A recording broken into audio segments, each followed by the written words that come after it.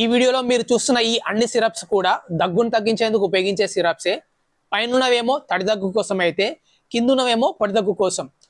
కిందున్న ఈ 3 సిరప్స్ పొడి దగ్గు, తుమ్ములు, ముక్కు నుంచి నీరు కావడం అనే సమస్య కోసం అయితే చాలా బాగా పనిచేస్తాయి. బట్ ఇందులో ఉండే ఇంగ్రీడియంట్స్ని బట్టి కొంచెం ఉపయోగాలు ఎక్స్ట్రా కూడా ఉంటాయి. అవి ఏంటంటే ఇది నైట్ టైం వచ్చే దగ్గును తగ్గించడం కోసం చాలా బాగా ఉపయోగపడితే, ఇదేమో స్టఫ్ నోస్ అంటాం కదా, ముక్కు దిబ్బడ లాంటి సమస్యను తగ్గించేందుకు ఉపయోగపడుతుంది. ఇదేమో ఇప్పుడు నేను చెప్పుకునే ఈ ఉపయోగాలతో పాటు జలుబు కోసం కూడా దీన్ని ఉపయోగించవచ్చు. పైన సిరప్స్ ఏమో ఎక్స్పెక్టోరియన్స్ అంటారు. అంటే మన లంగ్స్లో ఉండే మ్యూకస్ అని ఉంటుంది కదా, కఫం, దాన్ని బయటికి పంపించేందుకైతే ఇవి ఉపయోగపడతాయి. సో మధ్యలో ఉన్నది కఫం ఎంత స్ట్రాంగ్గా ఉన్నా కూడా దాన్ని తీసేయడానికి ఉపయోగిస్తూ ఉంటారు అనమాట. అంటే ఆ కఫాన్ని ముక్కలు ముక్కలుగా వేసి బయటికి పంపిస్తుంది.